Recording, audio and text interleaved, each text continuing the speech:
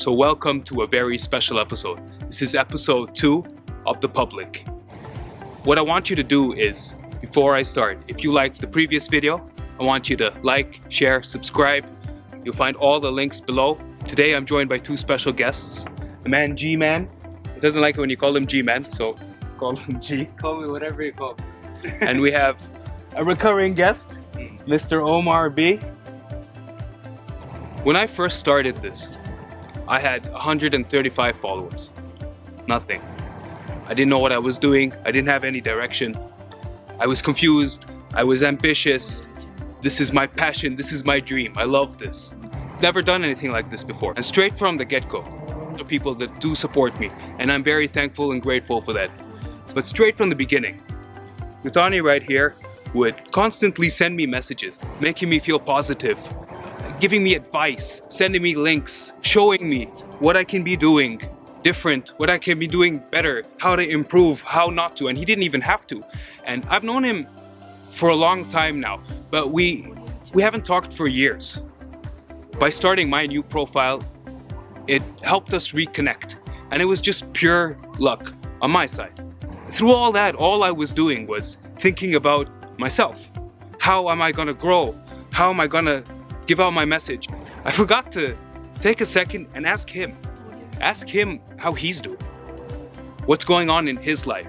I was too caught up in my own world that I didn't do the only human thing, and that was to ask.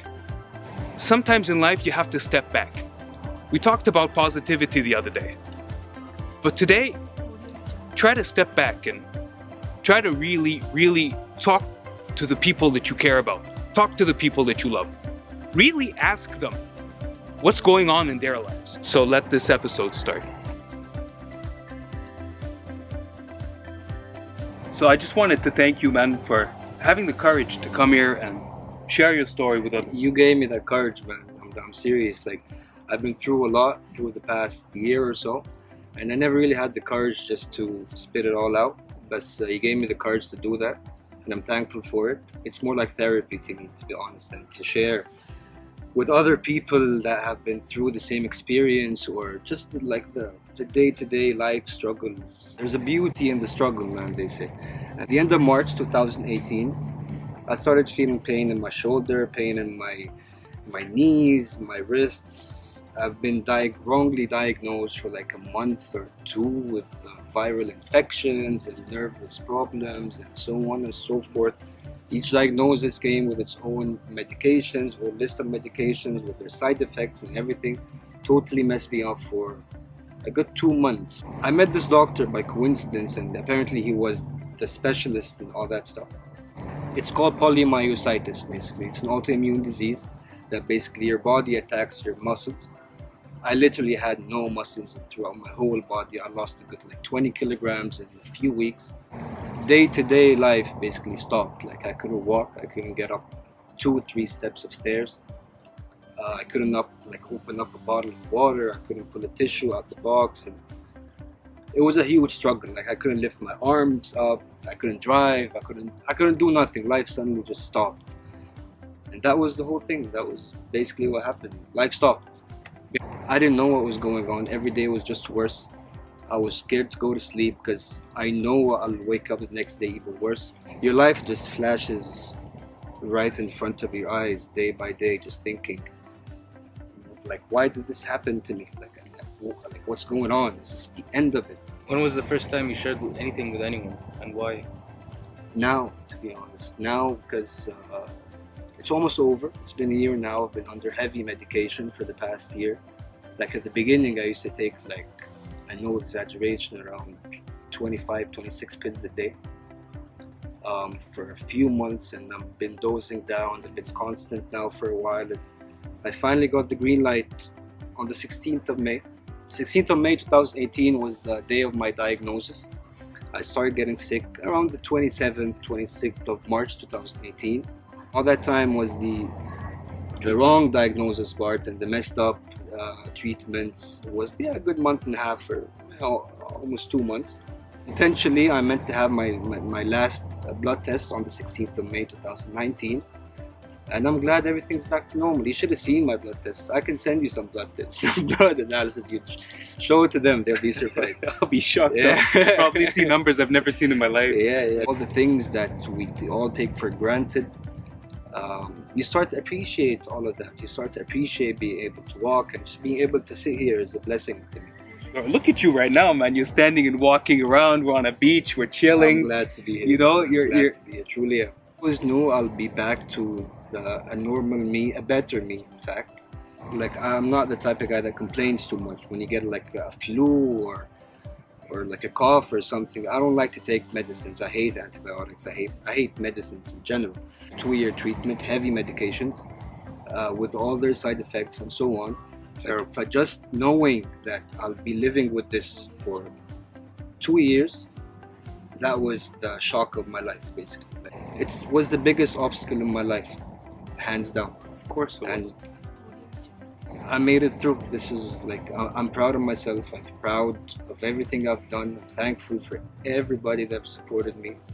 What made me go through is today's topic, actually. It's mind control. It's the mindset that you have to put yourself in whatever situation you go through in life. It's just like, I have a concept for myself, like whatever is going on in your life, whether it's good, whether it's bad, it's not gonna last. It's just a period and it's gonna be over.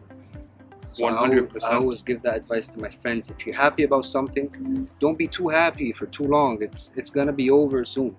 If you're sad about something, upset about something, going through a hard time, just know in your mind it's a matter of time. It could be a day, it could be a 2. In my case, it was a full year. But you have to embrace that. You have to understand what's going on. You have to educate yourself, and it's not the same. It's not the same. Like right now, what flares me up, basically, my disease, if I get stressed for the most ridiculous reason, ask him. I just get up and go. Like, we're having coffee, for example. It could be the people right, like on the table next to us, talking about something that frustrated me. I'm gone. I'm sorry, man. I'm leaving. There's no point of me doing something or being somewhere that I'm not happy with, that I'm not comfortable with. So true. And it's not you being rude. It's you No. looking out for yourself. For myself, You exactly. understand yourself. The first part was acceptance. You really embraced what you had. Exactly. And then the second part was management. Management and education. You have to understand what's going on with yourself. I found this forum online, Myositis Foundation or institution, something, I don't remember. It helped me a lot. It helped me a lot because I was talking with people that had hands-on experience with the same thing. You'll never understand that unless you talk to a person that has been through it. I met this girl online. Her name is Clara. She's from Austria, sorry. She was the first one I reached to. I was just randomly going through Instagram. I wrote the hashtag polymyositis, and she had a photo like with her hands down, like 10 days and then 25 days. I was like, yo, this is what's happening to me. What is that? So I just texted her, hey, I'm this, that, I'm going through the same thing. What's going on? Help me. And this girl, man, I owe her a lot. She told me about the whole thing, her experience, her medications, and her exercise, and the whole thing. I understood, yeah, that's the same thing. I mean, she gave me lots of power, lots of understanding. I did lots of research. I spoke to so many people online. Polymyositis, come on. It's like photosynthesis to me or something. But yeah, it's a true thing. It's It an sounds like autoimmune something disease. in Harry Potter. Yeah, exactly. I was told you about it. You were laughing. It's like, what are you talking about? I couldn't believe that. Yeah, exactly. It's just about acceptance and knowing, educating yourself and knowing what you're supposed to do, and patience. Nothing but patience. The progress is what makes you go through. Like, I couldn't take a shower. I couldn't put on a t-shirt or put a shirt. Like, I had no muscles. Like, even for now, like, my shoulders are still down. Things are building up again. Yeah, it's okay. I'm living a normal, perfectly normal life, way better than before. My mind has changed. My thoughts of life and the world and what's going on has How changed. though?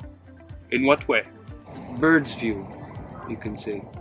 Like, Really? I can see everything from a bigger picture now. Like, What was it like before? my life before was just totally careless. I can eat whatever I want to eat. I've smoked for years. I quit smoking now. Now I'm very careful with what I eat. I can't eat 90% of the regular food.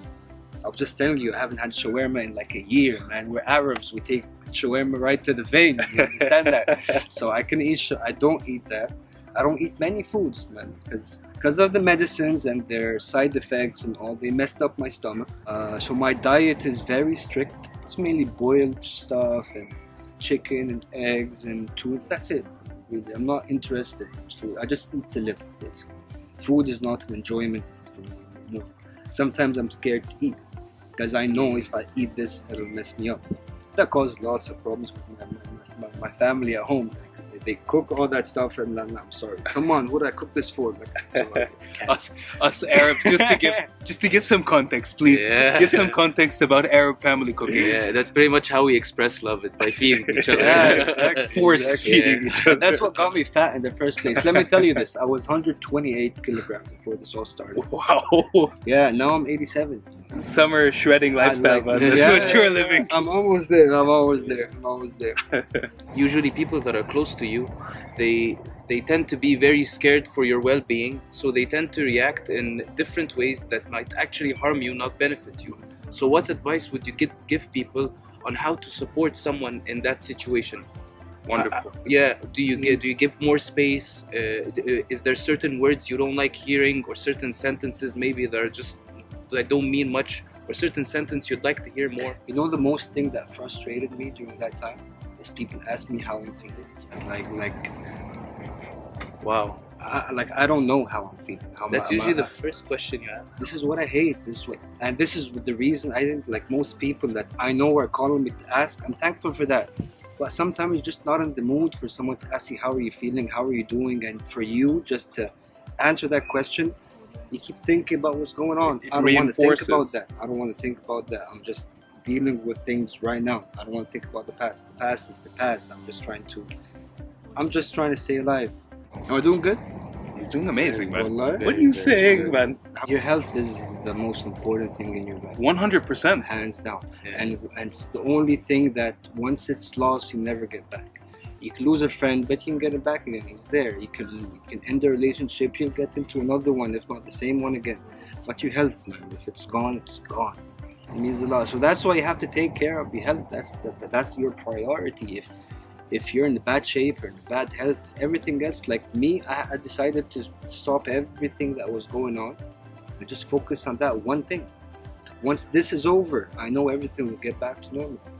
What's next right now for me is to rebuild everything. Like I've finally been given the green light to dose down on my medications and stop them, hopefully in a couple of weeks. That was the best news I've heard in a year, literally. Like I haven't, just seeing myself progress through the days and through the weeks and through the month, that by itself was the encouragement. Like I couldn't put on a t-shirt, now I can just now I'm living a totally normal life. Even when I was struggling, I don't want to think that I was sick. Like some days I forget to take my medications because I forgot I was sick. This is how far I was thankfully able to control my mind. Like I'm not sick, I'm in pain, yes. I'm struggling, yes. I'm weak, yes. But in my mind, I'm not sick. There's nothing going on. I just have to take these pills every day and that's it. You're for right. a year or two. I'm glad to be here and I'm very, very, very thankful for this. This is therapy to me, just talking about the whole thing. And just therapy a few for days us, it's therapy for us, and exactly. And just a few days after my doctor telling me that it's over, I hope it reaches out to someone that needs to hear that. Whatever you're going through in your life, just embrace the whole thing. Understand that it's gonna be over. Just do what you have to do. Live a normal life. Eat good, sleep good, exercise, treat your body well. It will treat you well if you treat it well. If you don't, it will mess you up. I wasn't treating mine well. I won't say that this was the reason for this autoimmune disease because it just happened, but I'm sure it was a factor. And I'm just thankful for just to talk about it with an open heart and hopefully guide someone through a troubled time and through this thing. This is what I'm thankful for. I couldn't have summed it up better. That was the perfect end. But I have to ask you one more question. What's your favorite cheat meal? My favorite cheat meal is a Please good don't juicy say steak, everything man. or else I'm just gonna It's edit a my good own. juicy steak, man. Let's go have one tomorrow, right? I would love that. Good I'd love juicy steak, man. 500 grams minimum. Medium rare? Oh, medium well. Actually. Oh no, Medium well. I think our friendship is over. No, it's all stake. It's all stake. This was The Public. I want you to share, like, subscribe, and we're out. Bye.